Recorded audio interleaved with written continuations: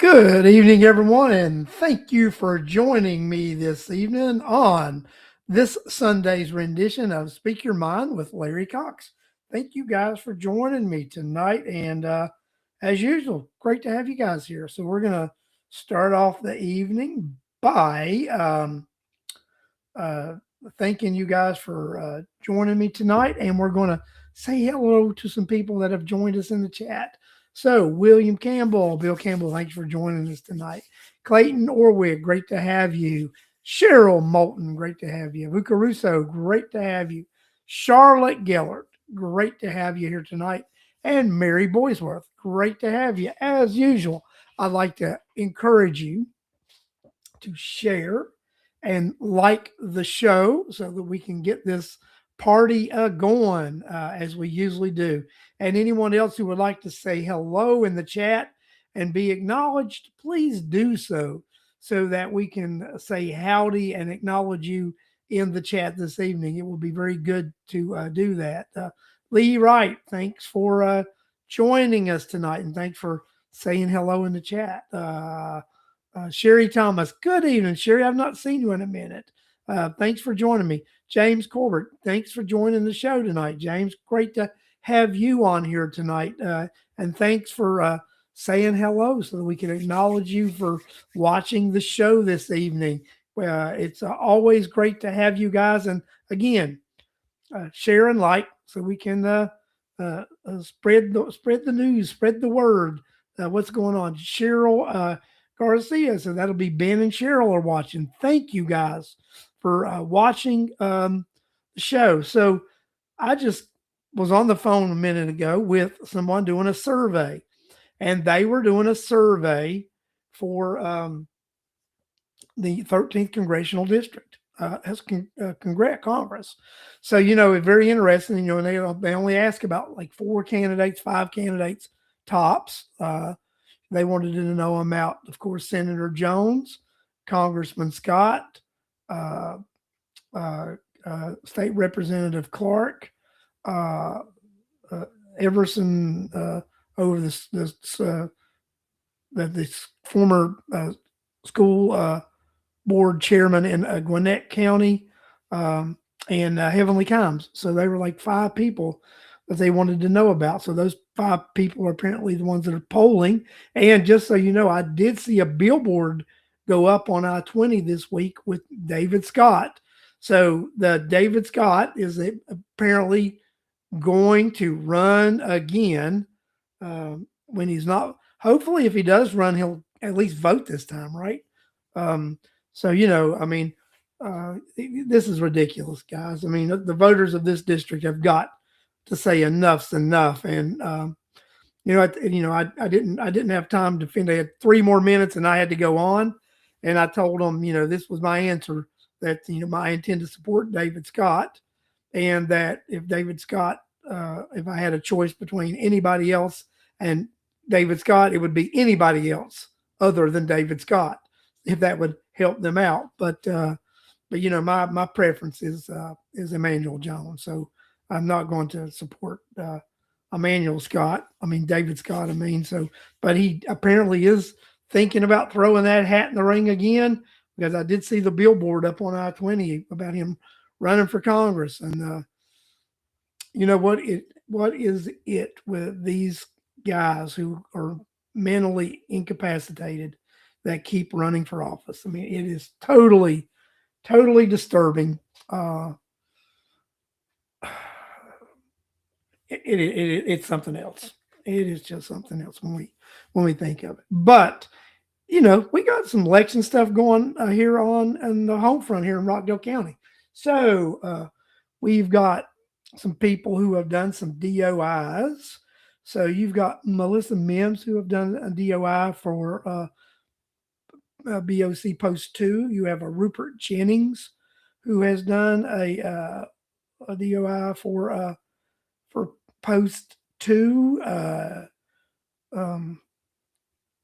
You have also had Michelle Bernard do a DOI for Post 2. So that's 3 candidates besides Commissioner Williams that we're looking at for running or Board of Commission Post 2.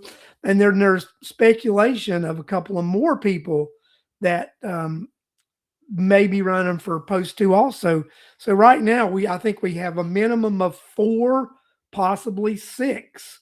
So you guys know how that works. When you've got 4 to 6 candidates, the incumbent's chances are very slim. Just to be honest with you, I mean, the incumbent is a long shot to regain that seat, and you're looking at one of those other 5 most likely taking that seat. What would probably happen?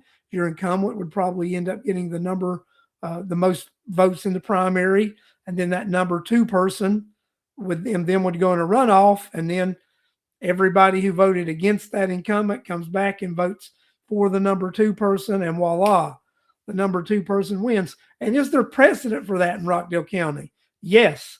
Look back at the 24 elections in Rockdale County, and you had 3 incumbents get the top votes in the primary, and the number 2 vote getters beat them in runoffs.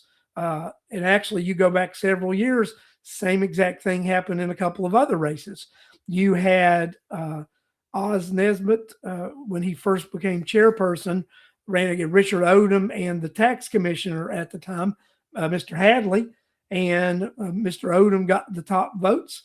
Mr. Nesbitt got the second number, and you had in the runoff, Oz Nesbitt wins the runoff. Same thing happened with the probate judge that year. You had Clarence Cuthbert, you had I forget the lady that ran, and you had the probate judge at the time, and of course he was the number 1 vote getter. Judge Clarence Cuthbert was the number 2 vote getter. They go into the runoff, and Clarence Cuthbert wins the runoff. So, you know, when you look back in Rockdale County history, we have had in the last 10 years 5 runoffs with the number 2 person beating the incumbent each time. And so that tells you a history. And it's with multiple candidates. When you have multiple candidates and you divide that vote up, then that incumbent does not have enough base support to pull it off in the general primary. And then when it goes to the runoff, then it's Katie bar the door. So that's the way that works. And then we also have a young man who has filed a DOI to run for the Board of Education, Jesus Lopez, who filed a DOI, the Declaration of Intent, and he has declared the intent to run against our board chair, Miss Sandra Jackson-Lett. So that will be interesting that someone would decide to run against Miss Jackson-Lett, who is very popular in the county, and in my opinion, is doing a very good job serving as the board chair and representing a direction of change on the current board. So we will see how that works out. So it is very interesting. So, John, I agree with that. The people do hold the power for the term limits, but the power of that incumbency, with that I being beside your name as the incumbent, it is very hard to overcome when you have these one-on-one races without multiple candidates in it. And that's historic across the state of Georgia. It is historic across the United States that incumbents, the majority of the time, win. And when they do lose in Georgia is when they have to run in these multi-candidate races, and they don't get that support in that general primary. And then those people who didn't support them and that splintered support comes back for the number 2 candidate. It's sort of why I like the 50+1 scenario. It is what it is. So that's just me, right? So, but it is a way, I think when you have these multi-candidate races, it does not favor the incumbent. And also when you've got this many people that are running for an office, it tells you there's a dissatisfaction in the community. It tells you that the community is not pleased with the direction of how the county government, how government's going. I mean, and same thing with, the Board of Education is, you have somebody running against, a board who has changed the superintendent, who has made changes, but change not moving quick enough. And I think that could be the same thing that we're seeing with the Board of Commission. They have made a lot of changes, but they also ignored a lot of the things that the citizens wanted done when they did make these changes and they did vote the incumbents out. And and I think they're going to send that message again is, look, we ask you to do some things. Please do them. Those are not your seats. Those are our seats. And that's what I see. I do believe it's dissatisfaction in what's going on right now, and I do not think that the current Board of Commission followed through on enough of the things they could have done to implement change, and I think that's why you're seeing this great number of folks running for post 2, because they still want to see change. And when that's what we'll go with it. So, and like I said, I think we have a minimum of 4 people right now that will be seeking that post 2 commission seat, and up to 6. And I don't see it as a bad thing. I see that as a good thing when people get involved and they run for office. And there's nothing wrong with running for office. There's nothing wrong with someone being challenged for that seat, because it's not your seat, it's the people's seat. And that same thing goes for the seat that I currently hold on the Board of Education. That's your seat. If someone sees fit to run against me, then that's fine. I'll welcome a challenge in 3 years, because it's not my seat. It's a seat that I hold upon your behalf. And each election time, when it comes up in 3 years and 28, I have committed to run for 2 terms. So I will run for a term in 28, and it's up to you to decide if I have performed at the level that you wanted me to send me back. And I would hold no ill will against anyone running against me, or no ill will if the voters of Rockdale County decided not to send me back, because that is the process. It is the process. So, George, I see you say you just made it back from the annual legislative hog supper that they hold, over 1,500 Georgians in attendance. I am going to talk a little bit about some interesting legislation that is going to be introduced this year. And John, I expect you to be very vocal in this, because you usually are. But I think we have the Senate and the House that are both looking at some aggressive legislation that's not logical. So you have the Senate looking at eliminating the state income tax, and you look at the House looking to eliminate all property tax on homestead properties. You do know it's not logical to eliminate both of those at the same time, or the possibility of eliminating. I think you can eliminate one or the other, but not both. And then if you do eliminate property tax on all homestead properties, you would, just being real, you would bankrupt every county, every city, and every Board of Education in the state of Georgia. And that's just reality, because you can't eliminate that if you don't do a tax shift and put a revenue source back in its place. Just not practical to actually look at trying to eliminate both of those at the same time. And I question being able to eliminate it at all, as far as the homestead exemption on everybody. Cheryl puts one candidate doing it out of spite. candidates have their reasons. Sometimes they do it because they don't like the board or they don't like something.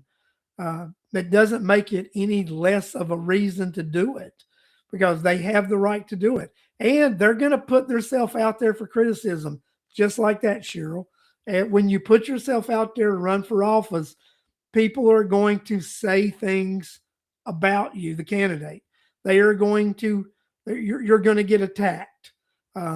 Trust me, I know this. I mean, I faced attack as a candidate. So that's what you got to look at. John, that sounds all great in theory, but the same people who say fix my roads, I want garbage service, I want the trash cleaned up on the side of the road, I want water, I want sewer service, I want police protection, I want ambulance. We want all those things, but those tax dollars you're saying great, bankrupt them, eliminate them. Those are the same dollars that pay for all those things. For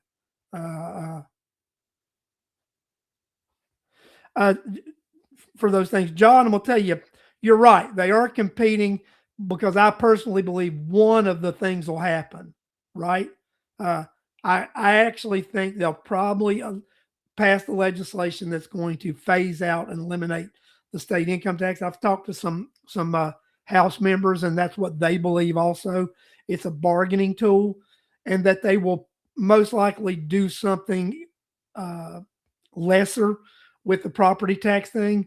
What I've heard is that they will probably make that homestead, that the floating homestead, the exemption, or that's probably going to go across the board. For everybody. That every county and board of everybody's going to have to do that 581 exemption is what I think is going to end up happening. I think that's what.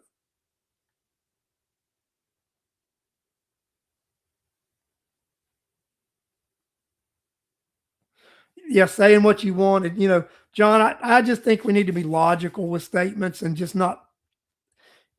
We all want to pay as least taxes as we can, and that includes me. I want to pay a fair, lesser amount. But I think we all have to understand, for the society that we've built to continue to exist, taxes are going to exist, and then that's the reality of things. And like one says, there's two things that are certain in life, and it's death and taxes. And I firmly believe it. Yes, John, you're right.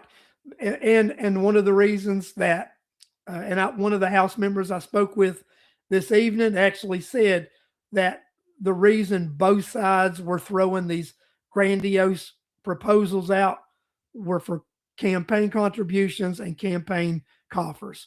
That both of them would get their legislation out of their side of their bodies and be able to go back to their supporters and say, look what we did, what we were supposed to, but it was the House that didn't pass ours, and it was the Senate that didn't pass ours.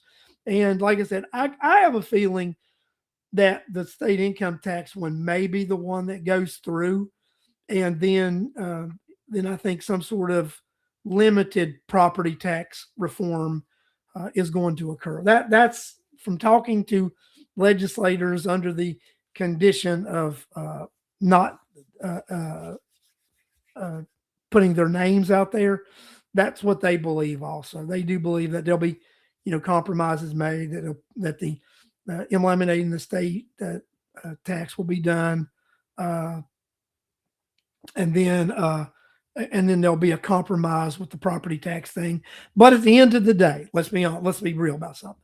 If the state income tax is eliminated, and like I said, and I spoke to a couple of state senators who have told me also that when they tell you there won't be a shift and they won't add a sales tax increase, they're not being sincere or honest with you. There will be a 1 to 2 cent increase in that sales tax to compensate for the loss of the income tax. And they're talking about within the first 2 years of anyone with $100,000 or less income being totally eliminated. And then over the next 6 years, it would eliminate all personal income tax, but corporate income tax will still be in play. Good evening, Mr. Kenny. Thank you for joining us this evening. I did mention tonight about some people filing for some different offices and stuff, but not mentioned anything you may want to talk about. So if you want to throw something out there, you can. If not, we can do it at a different time. But there we go. But yeah, guys, I mean, exactly, John. We did what you paid us to do. That'll be the what they throw out there. That we did everything we could do, but we couldn't get the other side to agree. There you go, Clayton. Thank you. The budget has not changed. It will be all about who pays the bills. You're 100%. There you go. The budget will have not changed. It's going to be about who pays the bills. Clayton, there's where you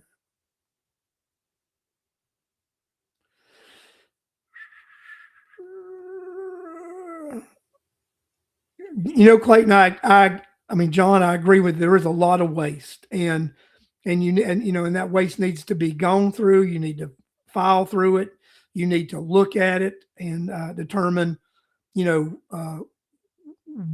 what programs and what monies don't need to be spent and collected. I agree, and especially on the state level, when they can give back billions of dollars each year in these tax rebates.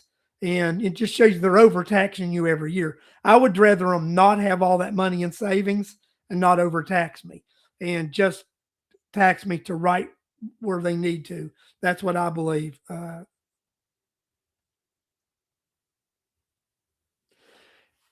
John, it's exactly what I was saying. And I'm going to put John's statement up there because I believe this is exactly what's going to happen.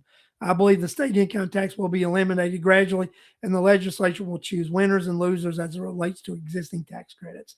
You're right. That's what they're going to do. They are going to choose the corporate winners and losers on who gets the credits and how it's going to impact them and such. I agree with you 100%, John. Yes, Justin, I did mean that, and and that was your story to tell and not mine. Let me put that up there. So just so everyone knows, my bad, I hit the wrong one. Justin Kenny has filed a declaration of intent to run for the state court judge position that currently is held by Judge Richard Reed. And for everyone who doesn't know, there are two state court judges. Judge Richard Reed holds one of those positions, and Judge McCray holds the other. And I did want to clarify because I did some investigating about this. So when they created the new state court position, which Judge McCray now holds, because he was originally appointed when Judge Clarence Cuthbert vacated that to run Superior Court judge, and he was appointed. Now Judge McCray is running for the full seat because he is serving the unexpired term. And what I found out was that they did not split those elections, that both of those state court seats are elected on the same election cycle to their 4-year terms. Because I did discuss that with our election supervisor this past week to confirm that. So both state court judges are up for election this year in 26. Judge McCray is running for re-election since he is considered an incumbent, having filled the unexpired term, filling 2 years of Clarence Cuthbert's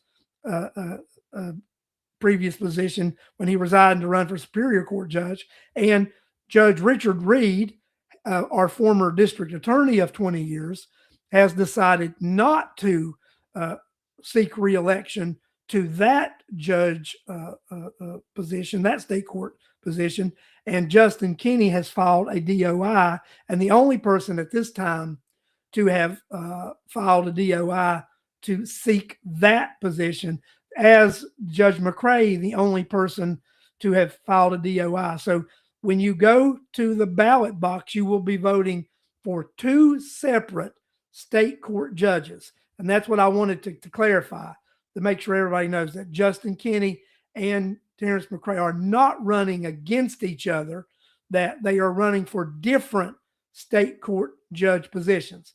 So one might ask now, with Justin Kinney filing a DOI, what will that mean about him serving on the Board of Education? Well, at some point, and I believe end of February, 1st of March, Mr. Kinney will render his resignation from the Board of Education.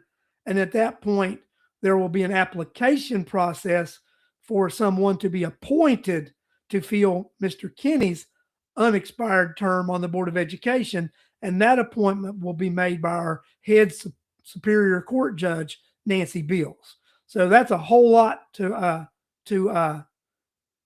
digest, but that's everything in a nutshell with that. And if anyone didn't understand any of that, and you want me to repeat or clarify anything statement I made about that, I will be more than welcome to. Now, does everybody think they understand the scenario that I talked about the two judge positions, and then Justin's Board of Education position, and how all that will transpire here during the 2026 election cycle here in the state of Georgia? It is going to be a very, very exciting primary cycle here in the state of Pamela Swan Lowry. She understood. Thank you very much. Mary Boysworth, yes. William Campbell got it. So, like I said, and anybody that wants to discuss any of this stuff with me, feel free to reach out to me. I mean, I don't care. I'm on actually State Court 1 and State Court 2. There you go. Clear. I am going to put my number out here.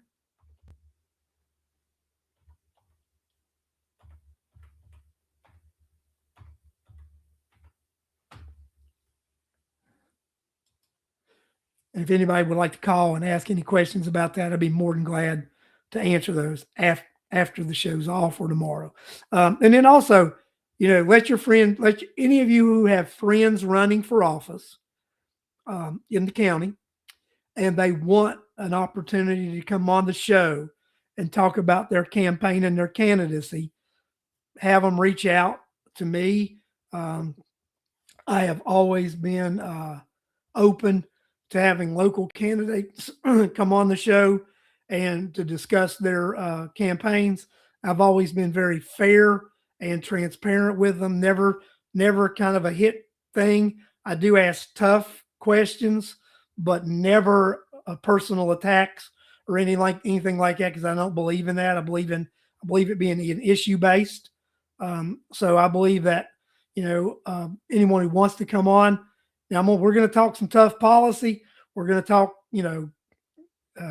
courthouse. We're going to talk 5 commissioners. We're going to talk districts. We're going to talk all that stuff, because that's what I believe.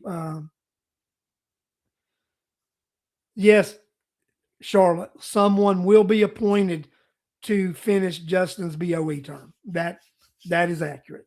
Someone will be appointed to finish that term. That is the gist of it. So, but yeah, anybody, like I said, any of you that have that are allied with any of the folks running for office, they're more than welcome to come on the show, and they can talk to anybody who's ever run for office, and even people I've not supported. I have been very fair to when they've been on the show. So, and that's what I believe you need, because I believe you can make your decision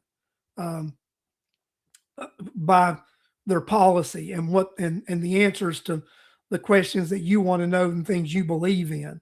I mean, it's clear cut, right? You don't have to get personal with any of this stuff. You don't have to attack anybody personally. You can disagree on policy, because there's enough policy to disagree on that the people in this county can decide one way or the other, right? There is enough policy to just disagree on, and we do not have to get personal in these issues. There are times to be personal, though. I mean, if people don't live in the county or may live in the county and you want to question that, that's fair game. If people move to the county 2 weeks before they file for election, that's something that you guys need to know, that somebody just moved here for political opportunity and they've not been a lifelong resident, and they're not invested in your community, but they see your community as a potential way to advance themselves. Those are the things that you do need to be aware of. And I have no problems in talking about those type of things, none whatsoever. So just so we are all on the same page, those things, in my opinion, are fair game. So there we go.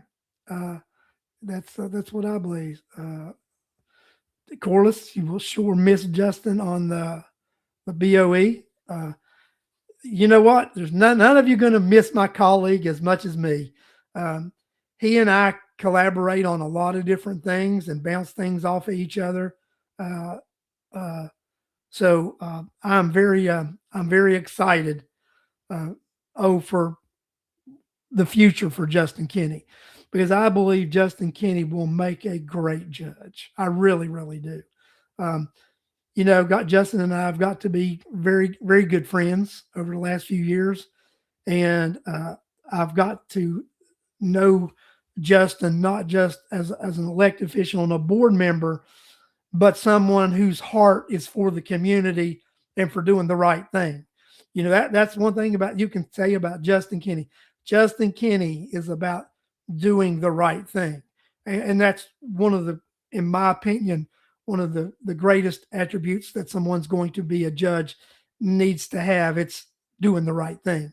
And I think that's, what Justin Kinney brings. So Joy Powers, I want to say good evening to you. Sorry you're late, but that's okay. You've been busy out there in the photography world doing your photos and stuff. And that's, you guys know, Joy's got this Facebook thing with her photography, and she's been doing some videos here lately, some informative stuff, and I've been watching, and I think she does a great job with that. And if anybody has any photography needs, especially any candidates out there with headshots and stuff, then Joy's your person. She'll be able to take care of any of your photography needs.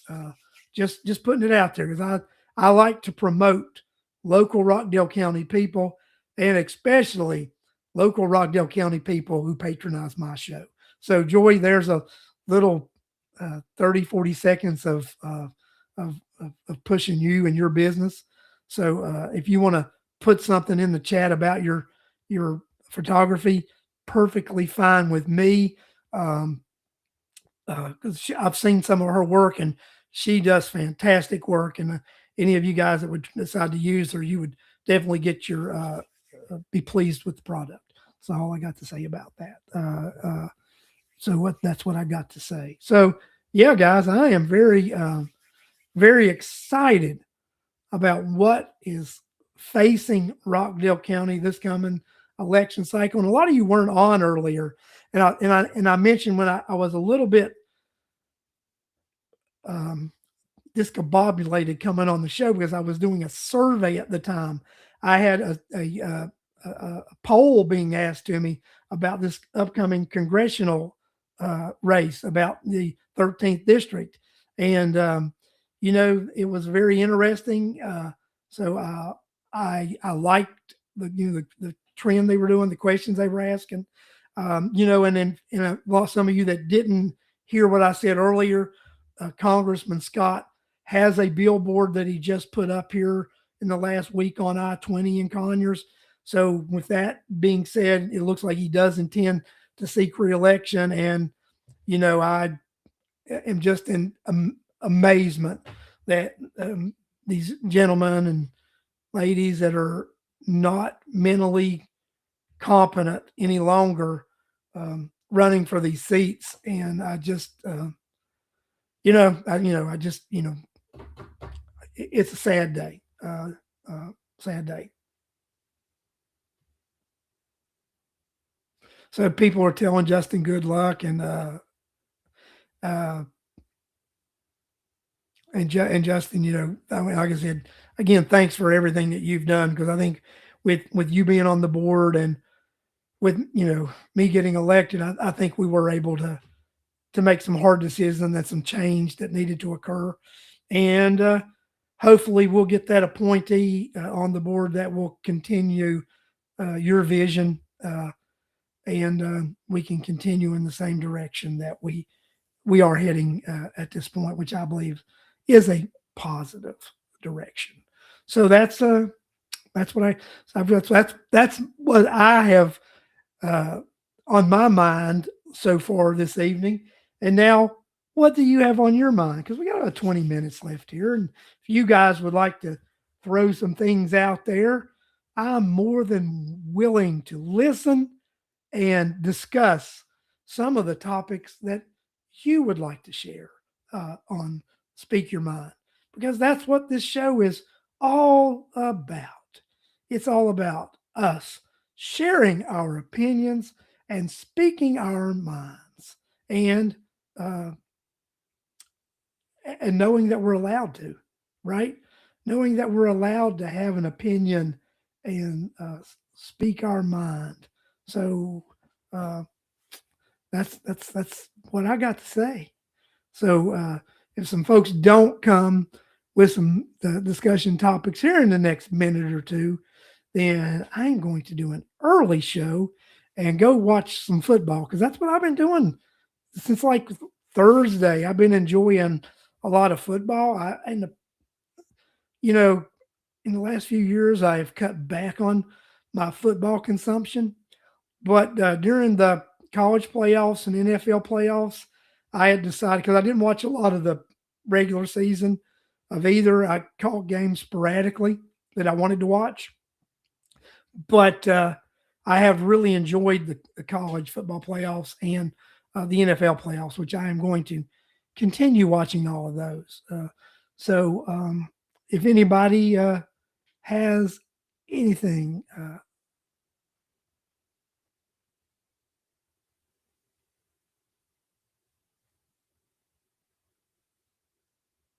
so go Bears. Yeah, Joy, I know you're a Bears fan, and your Bears came back with a 25-point fourth quarter to defeat the uh, Green Bay Packers. That was a very crazy. Charlotte, there's interesting with that flossed, right? So my friend Trey Bailey over in Newton County has actually floating legislation for an e-host. Um, I would rather see the e-host than the flossed, because the e-host would be a whole penny that the board of because it would be an e-host would be statewide that any board of education could do. So the floss can only be done if everybody agrees to it and everybody opted out of 581. But right now, board of educations are not allowed to participate in a floss. So as of right now, there is no legislation to include board of educations in a floss. But there is going to be a bill introduced that would introduce an e-host. And the e-host would be a bill that they floated so far. It would be just like the host that we have here in Rockdale County and they have in DeKalb County, with the exception being it would be 75% would go to the Board of Educations and 25% would go for tax reduction. So that would be interesting. That would be a very interesting thing to see that happen. I would be very interested in that legislation and see how it would be introduced and what it would do. But right now there is no flossed legislation to amend how that is at this point. That will include a Board of Educations, but I do believe the city and the county intend to ask the local delegation to introduce a floss that would impact the city and the county. Now, I think the city and the county need to pay very close attention to that current floss legislation. That current floss amendment that's in 581 requires for them to 100% of all monies collected to go to tax reduction. They have to offset it. So they would not gain revenue. And I don't think they've realized that in looking at that. I think they're looking at that as revenue gain. They need to look at that because that is 100% offset. Whatever they collect, they must offset. So I think they need to look at that, right? So I don't know if it's what they think it is. They do not get to realize any of that revenue. That is all 100% offset.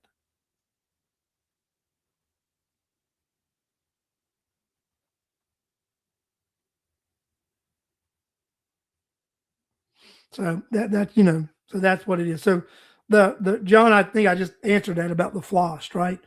I don't think the county and the city realize what that penny's supposed to do. But trust me, if they if they put it on the ballot, the legislative council up in Atlanta it'll be on there that 100% of it goes to ad valorem tax reduction. And then I told you as far as what that e-host would be, the e-host is specified as a 25% of the penny would go to ad valorem tax reduction. So that would be that would be interesting as far as what that would go. But as far as the floss goes, I would vote for the floss because it would be on the ballot. They have to ask for it to be on the ballot, and it's a renewable. It has to be renewed every 5 years. The floss does, and that all of that penny would go toward your tax reduction because they were talking about using 3/4 of a penny or half a penny, and then they were thinking they were going to get some of that revenue. And go back and read it. Go back and read it, Grasshopper, and you'll see you don't get any of that penny. Every bit of that floss penny has to be used for tax reduction.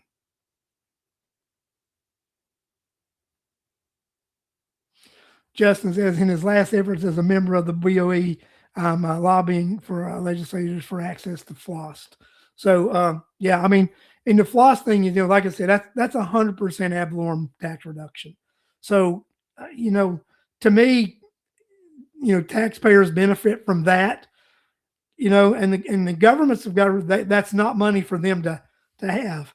That's an offset. So we'll see what happens once they realize they don't get any of it. So they do not get any of it. You get it. So when you see that host credit you would get a floss credit is what you would get. You would get that. Let's see. I think I've talked about that enough. Anything else? If not, then I'm about ready to exit the building and go back and watch the Chargers. So, ladies and gentlemen, I want to again thank you all for joining me tonight on this version and rendition of Speak Your Mind with Larry Cox. It has been great to have each and every one of you on this show with your comments, with what you believe and what you think. And I look forward to our shows coming up. I look forward to the shows coming up with the people running for office coming on here and discussing their platforms. So good night, everybody. And thank you for joining me. And I look forward to seeing each and every one of you next Sunday, 8 p.m.